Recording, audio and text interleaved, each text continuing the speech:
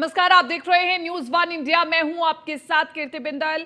प्रयागराज में बसपा विधायक राजू पाल की हत्या के मुख्य गवाह उमेश पाल समेत 2 लोगों की दिन दहाड़े हत्याकांड से यूपी की सियासत गर्मा गई है। एक तरफ जहां सदन से लेकर सड़क तक माफियाओं के खिलाफ कार्रवाई को लेकर के योगी सरकार हुंकार भर रही है, तो वहीं बसपा और सपा इस हत्याकांड को लेकर के जुबानी वार पलटवार में लगी हुई है।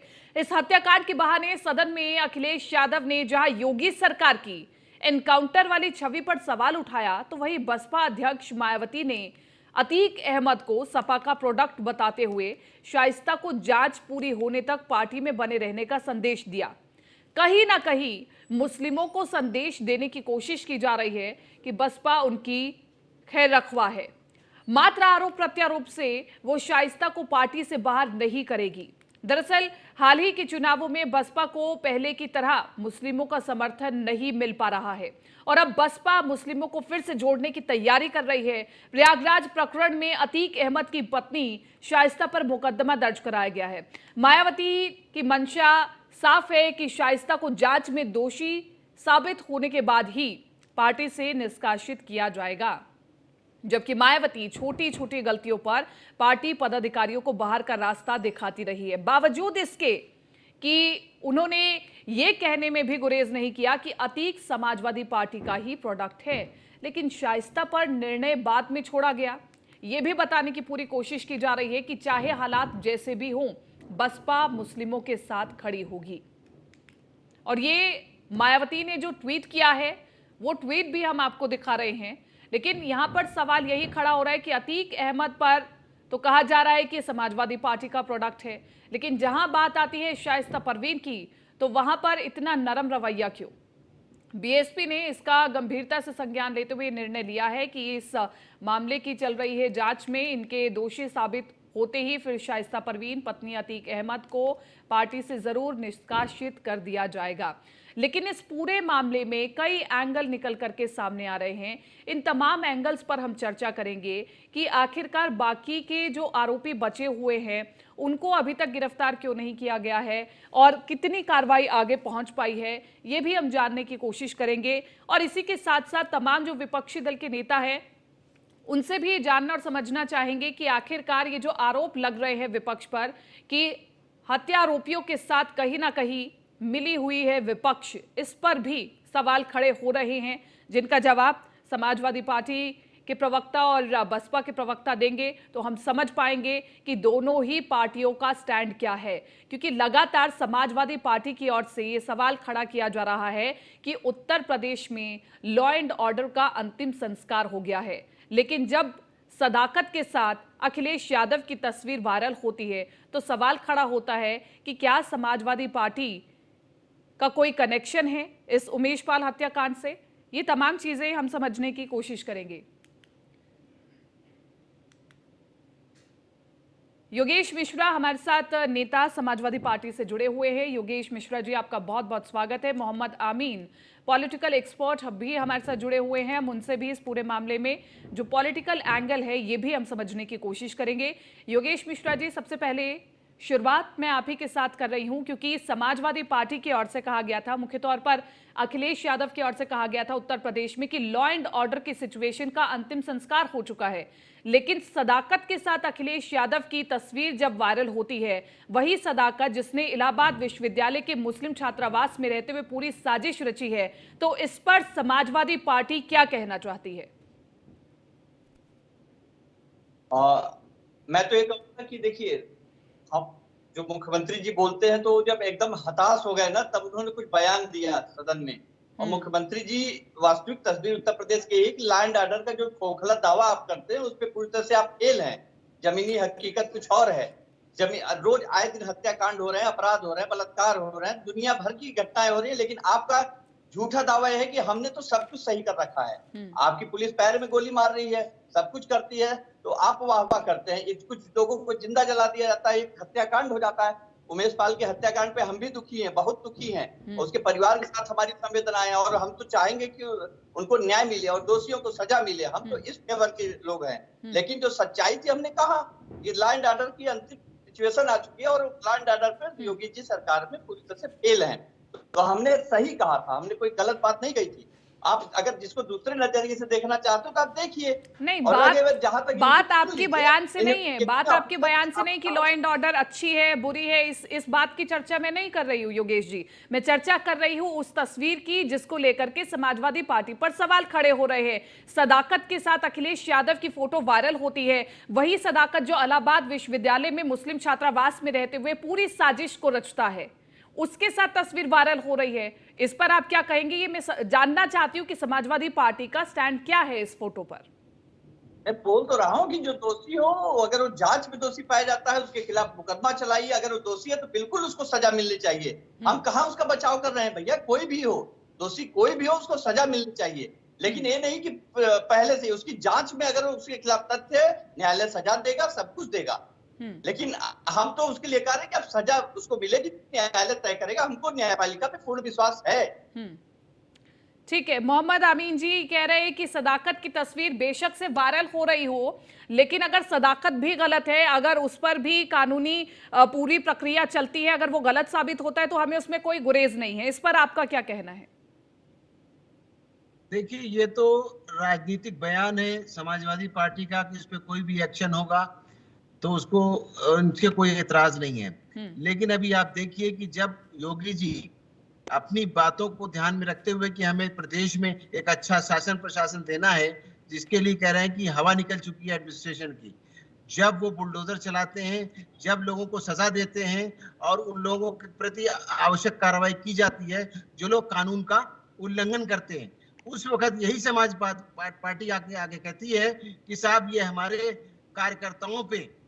कार्यकर्ताओं के साथ कितना दुर्व्यवहार किया जा रहा है, नियमों के विरुद्ध कार्रवाई की जा रही है।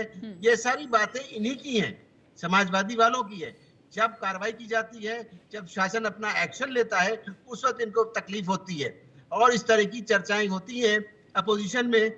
ये जो शासन पार्टी कर रही है बीजेपी, वो बीजेपी अपोजिशन के अगेंस्ट है और हमारे विरुद्ध अक्षर कार्रवाई कर रही है, जिसमें हमारा कोई लेना देना नहीं है। लेकिन अब देखिए, जब वायरल हो रही है, इनके साथ किया जा रहा है, तो अब वो कुछ कह नहीं सकते इस बात को, क्योंकि सामने है, प्रत्यक्ष को प्रमाण की क्या जरूरत है।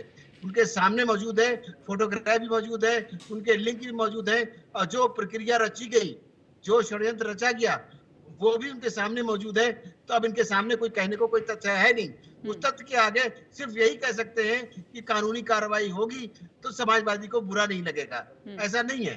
आप देखिए ना, इसमें आप उनके साथ में खड़ी हैं अपनी मायावती जी भी, मायावती जी का भी ये कहना है, लेकिन उन्होंने अभी उसको दल से निकाला नहीं, अतीक की वाइफ को। उन्होंने कहा है जब कोई कार्रवाई होगी, क्या वो इन्वॉल्व पाई जाएंगी, तब उनके विरुद्ध कार्रवाई होगी। हमारा तो ये कहना है कि जब प्रदेश के अंदर ये लोगों की सरकारें थी तो बड़ा आतंकवाद छाया हुआ था, गुंडागर्दी छाई हुई थी, खुले आम आदमी चल नहीं सकता था, लेडीज चल नहीं सकती थी और बिजनेसमैन अपनी बिजनेस नहीं कर सकते थे। लेकिन सवाल मोहम्मद अमीन जी इस बीच ये भी कि आखिरकार ऐसे चेहरों को पार्टी में जगह क्यों दी जाती है? क्यों अतीक अहमद जैसे लोगों को या फिर शाइस्ता परवीन जैसे लोगों को पार्टी में जगह दी जाती है? बहरहाल मैं लौटूंगी मोहम्मद अमीन जी कि ये बाहुबली के ऊपर ये सरकार राज करना चाहती थी, लेकिन इसीलिए आज जनता ने उनको नकार दिया है और 17 के बाद इनको दोबारा रिपीट नहीं किया है। 22 में भी जो सरकार बनी है वो बीजेपी की, क्यों? कि उन्होंने अच्छा शासन और शासन दिया है और लोगों की सुरक्षा पर ध्यान दिया है।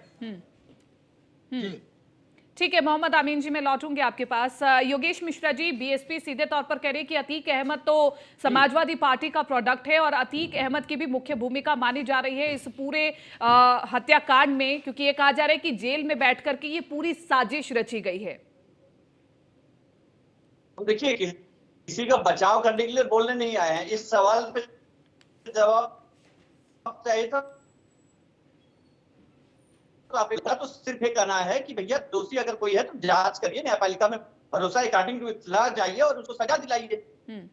अब आपके राज्य में तो नहीं, लेकिन अगर आपकी पार्टी पर सवाल आपकी पार्टी पर सवाल खड़े होंगे कि समाजवादी पार्टी की ओर से हत्यारोपियों को संरक्षण प्राप्त है, तो फिर इस पर जवाब तो आपको देना होगा ना।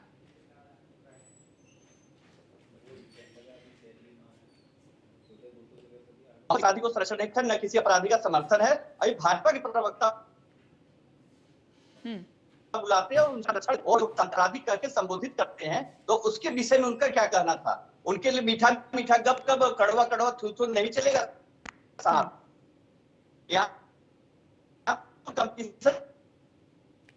चला रहे हैं महाराज जी कि तुम्हारा अपराधी हमारे अपराधी होता है क्या ही सजा देगी। अगर आपको अपने तरीके से सजा ताले लगाइए न्यायपालिका को, अदालतों को ताला लगाइए, चला दीजिए बुलडोजर, सबको गोलियां लगा दीजिए सब, जब माता मिट्टी में मिला दीजिए सबको। लेकिन वो लिस्ट भी करिए कि भाई लिस्ट जारी करिए कौन सा अपराधी कहाँ है, पता चल जाएगा किसका किससे कनेक्शन है। ठीक है योगेश जी, क्योंकि आपकी आवाज भी क्लियर हम नहीं सुन पा रहे हैं, तो मोहम्मद आमीन जी मैं आप ही का रुख करना चाहूंगी, क्योंकि जब सवाल पूछा जाता है विपक्ष से तो सवाल का जवाब तो नहीं मिलता है, लेकिन सीधे तौर पर जो मौजूदा पार्टी है उसके ऊपर आरोप जरूर लग जाते हैं, और विपक्ष में है तो आरोप लगना लाजमी भी है। लेकिन यह भी तो क्लियर होना चाहिए कि जनता के मन में जो प्रश्न उठ रहा है कि अपराधियों को संरक्षण देने वाले आखिरकार कौन है, इस पर जवाब नहीं मिल पाता है। आखिरकार जेलों से जो पूरी साजिश रची जा रही है, जिनका कनेक्शन राजनीतिक पार्टियों से है, इस पर तस्वीर कुछ साफ नहीं हो रही है। मोहम्मद आमीन जी देखिए, इस बारे में चुनाव आयोग ने भी कहा है सरकार की बनती है, जिसकी सरकार है उसकी जवाबदेही बनेगी, उसी से सवाल पूछा जाएगा। और सवाल सर आपसे सवाल सर, अगर मेरे इस पैनल में अगर बीजेपी के नेता होते तो इतने कड़े सवाल मैं उनसे भी पूछती, लेकिन अभी आप हैं तो आपसे भी सवाल पूछे जाएंगे और आपको उसका जवाब देना होगा। ये नहीं कि आप इधर उधर की बात करेंगे और बीजेपी को घेरेंगे। अपनी पार्टी का भी बताइए ना सर। अगर आपकी पार्टी के लिए जनता सवाल खड़े कर रही है, हम जनता की आवाज को उठाते हैं, जनता पूछती है कि समाजवादी पार्टी का आखिरकार कनेक्शन क्या है सदाकत के साथ, तो इस पर कोई जवाब नहीं है। आप बीजेपी पर उंगली उठाते हैं। बीजेपी जब होगी तब उनको घेरेंगे मिलकर के। पहले आप अपनी पार्टी का जवाब दीजिए। आपने क्यों नहीं भेजा भाजपा को? सर आप उनकी फिक्र क्यों करते हैं? आप अपनी पार्टी की फिक्र कीजिए ना पहले। आपकी पार्टी के से जुड़े हुए सवालों का तो आप जवाब नहीं दे रहे हैं। मोहम्मद आमीन जी देखिए, जहां तक सवाल है, मैंने अभी बताया, सच्चाई इनकी तो बात पूरी हो गई ना आपकी कीर्ति जी। सवाल इस बात का है कि आप ये बात को देखिए कि इलेक्शन कमीशन ने भी इस बात को कहा है और न्यायालय ने भी कहा है कि जितनी जल्दी से जल्दी हो इन आतंकवादियों का या जिन पॉलिटिकल पार्टीज के ये लोग एमएलए एमपी चुन के आते हैं, उनका अगर आपराधिक बैकग्राउंड है, उनकी भी सुनवाई करके उनको जो भी सजाएं देनी चाहिए। जहां तक सवाल इस बात का है, आपने अभी कहा कि इनका अतीक अहमद का सवाल है। अतीक अहमद पहले समाजवादी से जुड़े रहे, उससे पहले आपका देखिएगा कि ये बहुजन समाज से भी जुड़े रहे। इनका दोनों पार्टियों से लिंक रहा है और ये बहुत बड़े आतंकवादी हैं देखा जाए तो। और ये वही हैं जिनके खिलाफ इनके चार्जेस थे कि इलाहाबाद बमरौली एयरपोर्ट के पास जो जिनके माँ बाप नहीं होते, आर्फन बच्चियां होती हैं, उन बच्चियों को रातों रात इन्होंने उठवाया था और उठवा के साथ ले गए जिनके लोग। ये खुलेआम गुंडे हैं, इनको साथ पूरी कार्रवाई होनी चाहिए जिससे कि जनता में विश्वास पैदा हो आपके शासन का और योगी जी के शासन का। इन लोगों को ज्यादा छूट नहीं देनी चाहिए। लेकिन ये जो अपोजिशन के लोग हैं, चाहे वो समाजवादी हो चाहे बहुजन समाज हो, दोनों लोग इनको चाहते हैं कि इनके साथ वो टेरर करेंगे, उनके साथ उनके वोटर जुड़ेंगे, उनको डराएंगे धमकाएंगे। इस तरह नहीं होता है देश में। देश में अगर चलना है तो एक स्वच्छ अच्छी छवि के लोगों को इन पार्टियों को अपने साथ लेना चाहिए, वरना इन पार्टियों दूसरा सर इस सवाल का भी जवाब दीजिएगा मोहम्मद आमीन जी कि एक वर्ग के वोटों को खींचने के लिए किस तरह से मायावती का जो स्टैंड सामने आया है उस पर क्या कहा जाए, क्योंकि कहा जा रहा है कि अगर शाइस्ता परवीन भी इसमें दोषी साबित हुई तब उन्हें बाद में पार्टी से निष्कासित कर दिया जाएगा। अरे सारी तस्वीर आप सभी के सामने है, आपको पता है कि किस किस के नाम सामने आ रहे हैं इन दोनों ही हत्याकांड में, बावजूद इसके ये कहा जा रहा है कि बाद में निष्कासित करेंगे। इसे कैसे देखा जाए? लेकिन जो वो एक वर्ग है जिसके वोटों के पीछे ये सब कहा जाता है, वो वर्ग भी अच्छे से समझता है कि उनका इस्तेमाल हो रहा है। कीर्ति जी, ये सिर्फ एक वर्ग को बदनाम करने की बात है। ये कहो ये अतीक अहमद या उनकी वाइफ, ये कहो बहुत बड़े मौलाना नहीं है जिनके पीछे मुस्लिम फॉलोअर्स जाते हों। इसलिए आप बिल्कुल चिंता ना करें। मुस्लिम समाज आज समझ चुका है और इसीलिए उसने अब बीजेपी की तरफ भी रुख कर दिया है। आप देखिए कि बीजेपी को पिछले चुनाव में 20% वोट मिले और उससे ज्यादा भी मिले। और आज देखिए आजमगढ़ में क्या हुआ, आप देखिए रामपुर में क्या हुआ। ये सीटें मुस्लिम बाहुल्य थी जिनको कि अब न मिलके अब किसके पास वोट गया है, बीजेपी के पास वोट गया है। तो जनता भी चाहती है कि अच्छे छवि की गवर्नमेंट हो, उसको वो लोग सपोर्ट करें जिससे उनको न्याय प्राप्त हो, उनको अच्छा शासन मिल सके। ये एक समाज को बदनाम करने की इनकी सोची समझी साजिश है। हाँ। इसके तहत समाजवादी भी और बहुजन ठीक है योगेश जी, समाज समाजवादी पार्टी की ओर और- से जी। सवाल खड़ा किया जा रहा था कि जो लॉ एंड ऑर्डर की स्थिति है उसका अंतिम संस्कार हो गया है क्योंकि वो सही नहीं यहां पर दिखाई देती है। लेकिन जब ये सवाल खड़ा किया गया तो जैसे ही इस पर कार्रवाई हुई तब समाजवादी पार्टी का क्या स्टैंड था? एक आरोपी को तो ढेर कर दिया गया है ना योगेश जी। देखिए, सरकार जिस तरीके से कार्य करना चाहे सरकार को छोड़ रोक रहे हैं आप, लेकिन हम ये कहेंगे कि दिन ब दिन जो घटनाएं जनता में जो अपराधी उनमें आपका खौफ व्याप्त है ये नहीं है। आप झूठ बोलते हैं। अगर व्याप्त होता खौफ तो इतने रोज रेगुलर अपराध ना। दूसरे प्रदेश में बीजेपी विपक्ष में होती है तो वहां के जंगल राज करती है, और हमारे प्रदेश में उनका राम राज तो हो नहीं सकता। तो हम बोलेंगे तो कि जंगल राज है, आप भले ना दिखाइए, हम सवाल उठाएंगे उस पे। और पहली बात है कि जो अमीन साहब ने कही ना कि एडीआर की रिपोर्ट कहती है कि दागी छवि का जनप्रतिनिधि नहीं होना चाहिए। 255 में 90 से ज्यादा जनप्रतिनिधि दागी आपके हैं। सुधार पहले अगर दूसरों से चाहते तो अपने घर से सुधार बीजेपी करे ना, अपने जाके कहे कि हम दागी छवि के नेताओं को टिकट नहीं देंगे, तो हम लोग भी सुधार करेंगे। ये तो राजनीति में फिर तो दागी सीधा छवि के सीधा ये अपराधियों हुआ का कि जनाब आपके आपका आम आदमी दामन में दागदार है तो मुकदमा हमारा वापस दामन होंगे, भी उनके दागदार सारे हुआ तो मुकदमे क्या वापस बात कर हुई? लेंगे आप। योगेश जी यही कहना चाहते हैं ना कि जनाब आपका दामन अगर दागदार है तो हमारा दामन भी दागदार हुआ तो क्या बात हुई? अगर बीजेपी ऐसा की बिल्कुल पार्टी नहीं में है। अगर बीजेपी अरे की सुन तो पार्टी में लीजिए। दागी छवि वाले नेता है तो हम भी रखेंगे, ये क्या बात हुई सर? ये क्या जवाब अरे हुआ? कोई बात नहीं, जो हम पे आरोप लगा रहे हो तो अपने दामन पे ना देखो। बीजेपी के प्रोडक्ट है, जो प्रोडक्ट चिल्ला रहे हो आप लोग, तो बीजेपी के प्रोडक्ट तो हम भी कहेंगे कि आप लोग जाके मुकदमे वापस लेके क्लीन चिट ले लेते हो। क्या आपने अभी तक जवाब दिया सदाकत के के साथ की करीबी को कैसे देखा जाए? मुख्य साजिश हमने करता कहा है ना, इस पूरे साहब, अगर हत्याकांड दोषी में। है तो उसको सजा क्या मिलेगी, जवाब है न्यायालय आपके सजा देगा। पास? उसमें हम क्या बोले? नहीं तो फिर कौन बोलेगा अगर जो दोषी है उसको सर? न्यायालय सजा दे। समाजवादी हम पार्टी उस पर के विश्वास साथ रखते हैं, सदाकत न्यायपालिका की में करीबी विश्वास को है। जनता कैसे समझे? जनता के लिए जवाब दीजिए। अरे जनता के लिए ही कहा साहब, न्यायपालिका में पूरा विश्वास है। अगर वो दोषी है तो उसको न्यायपालिका सजा देगी। हम उसका बचाव थोड़ी करने आ रहे हैं कि सदाकत को बचा रहे हैं। आप जो दोषी है उसको सजा दीजिए। अभी जो तमाम जो इसमें प्रक्रिया में जांच चल रही है, आप इससे संतुष्ट हैं? विपक्ष संतुष्ट है इससे कि नहीं? कानून पे पूरा भरोसा है साहब। इन्वेस्टिगेटिंग ऑफिसर होते हैं, एफआईआर के बाद जो जांच करेंगे उस पर कोई इंटरफेरेंस नहीं है किसी का। वो अपनी जांच के लिए स्वतंत्र है। सरकार अपनी तरह से डिविजनल अधिकारी जांच करेंगे, जो जांच करेंगे वो उस पर कोई राजनीतिक दल हस्तक्षेप नहीं करता है। बिल्कुल हमें सरकार पे विश्वास है, लेकिन जो लगातार घटनाएं बढ़ रही है उस पर हमने प्रश्नवाचक चिन्ह लगाया था। जो सच्चाई है वो बोली। ठीक है मोहम्मद आमीन जी, लेकिन सवाल यहाँ पर यह भी है कि जो लगातार घटनाएं बढ़ रही हैं उस पर प्रश्नवाचक चिन्ह खड़ा कर रहे हैं विपक्ष। लेकिन अगर तुलना की जाए पहले की सरकारों की और अब की सरकारों की, तो इसे आप कैसे देखते हैं? कितनी आपराधिक घटनाएं बढ़ रही हैं? देखिए, जहाँ तक देखने को मिलता है उत्तर प्रदेश में, तो वो वहाँ पर पीसीआर या जो भी इनके अधिकारी हैं उनको देखिए, अभी आपको बता दूं मैं कि योगी जी ने गाजियाबाद एक ऐसा शहर है जो कि दिल्ली प्रदेश से जुड़ता है, और वहां पर क्राइम की चक्कर में उन्होंने एसएसपी को सस्पेंड किया और यहाँ से हटा भी दिया गया। ये एक्शन लिए जा रहे हैं। अगर हमारे अधिकारी देखने में आए हैं कि अगर वो काम नहीं कर रहे हैं तो बीजेपी गवर्नमेंट पे एक्शन लेती है। लेकिन जहां तक सवाल है इन लोगों को ये है कि किसी गवर्नमेंट को बदनाम करने की एक साजिश है, जिसके तहत इन्हीं के लोग, इन्हीं के वर्कर गुंडागर्दी कर रहे हैं खुलेआम, जिसका नतीजा आप देख रही हैं कि अभी एक मर्डर हुआ है, उसमें खुलेआम दिन दहाड़े मर्डर हुआ है। उस मर्डर के लिए ये समाजवादी के लोग थे और बहुजन समाज के लोग से इनका लिंक था। आप बताइए इस तरह से कैसे होगा? और फिर ये लोग ही उनको सपोर्ट करते हैं हर तरीके से, खुलेआम आके सपोर्ट करते हैं। लेकिन मोहम्मद आमीन जी, क्या ये जवाब आपको जस्टिफाई करता है, संतुष्ट करता है कि अगर हम विपक्ष से सवाल पूछे कि आपका क्या कनेक्शन है इन हत्यारोपियों के साथ, तो वो कहते हैं कि हम तो कोई साथ नहीं दे रहे हैं, हमें कानूनी प्रक्रिया में पूरा विश्वास है, अगर वो गलत होंगे तो गलत होंगे। ये जवाब जस्टिफाई करता है? नहीं, विपक्ष को चाहिए कि ऐसे लोगों को अपनी पार्टी से तुरंत निकाल दें। उनका कोई स्थान नहीं होना चाहिए कि वो पब्लिक को रिप्रेजेंट कर सके। मौका दूंगी आपको बोलने का। मोहम्मद आमीन, किस लिए रखा हुआ इन्होंने? किस लिए रखा हुआ इनको अपने पार्टी में?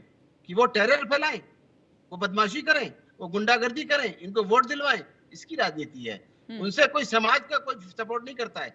बदमाशों का कोई भी समाज कभी सपोर्ट नहीं करता, वो बदमाश किसी के नहीं होते। ठीक।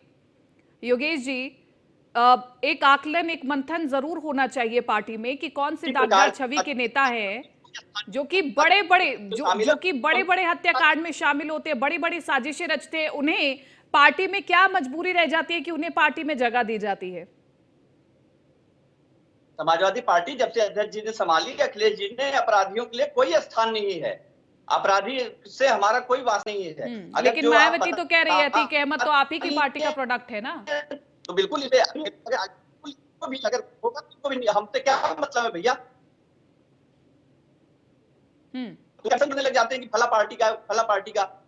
हम, हमारे यहाँ अपराधियों के लिए कोई स्थान नहीं है। अपराधियों को अगर कोई भी है तो उसको निकाल बाहर करेंगे हम। ठीक है।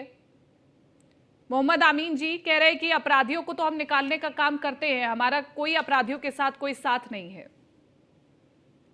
ऐसा है कि अपने आंकड़े निकाल के देख पुराने और अभी भी इन पे कितने लोग हैं जो इस तरह के लोग हैं, जिसका कारण है कि इनकी पार्टियों की छवि गिर रही है, जनता में इनकी साख गिर रही है, जनता इनके साथ नहीं है। जहां तक सवाल इस बात का है कि अतीक अहमद एक समाज को रिप्रेजेंट करते हैं, यानी मुसलमानों का प्रतिनिधित्व करते हैं, ऐसों को मुसलमान जो है अपना मौलाना ये कोई मौलाना नहीं जिनके पीछे नमाज पढ़ी जाती है या उनके वो शासन चलता है। मुसलमानों के ये बदमाशों के साथ कोई भी मुसलमान नहीं है। ऐसे जो हरकतें करते हैं ये लोग, इनकी शक्लें देखिए कितने बड़े आतंकवादी लगते हैं। इनको जो भी शासन देगा, वो इनको जो सजा देता है उस पर जनता खुश होती है। और अच्छे शरीफ लोग कभी किसी समाज के बदमाशों के साथ नहीं होते, चाहे वो हिंदू हो या मुसलमान हो या कोई हो। यही सच्चाई, और अगर इसी सच्चाई को पार्टियां एक्सेप्ट करें तो काफी हद तक इजी हो जाएगा कि अपनी ही पार्टी में बेहतरीन लोगों को रखा जाए, उम्दा लोगों को रखा जाए जो जनहित में कार्य करे। ठीक है, आप सभी का बहुत बहुत शुक्रिया हमारे साथ जुड़ने के लिए, चर्चा करने के लिए। लेकिन बड़ा सवाल यही है कि जब सवाल पूछा गया समाजवादी पार्टी से कि सदाकत के साथ की नजदीकी को जनता कैसे देखे, जो कि इस पूरे हत्याकांड में मुख्य साजिशकर्ता माना जा रहा है, इस पर कोई जवाब नहीं है। कहा जा रहा है कि कानूनी प्रक्रिया में हमें पूरा विश्वास है, वो गलत है तो वो गलत है, हम उसके साथ नहीं खड़े हैं। बहरहाल अगर ये जवाब संतुष्ट करता है जनता को तो ये जनता अपने आप समझे, लेकिन हमारी कोशिश यही थी कि हम जवाब ले और जवाब आप तक पहुंचाए। फिलहाल इस खास पेशकश में मेरे साथ इतना ही। दीजिए इजाजत, नमस्कार।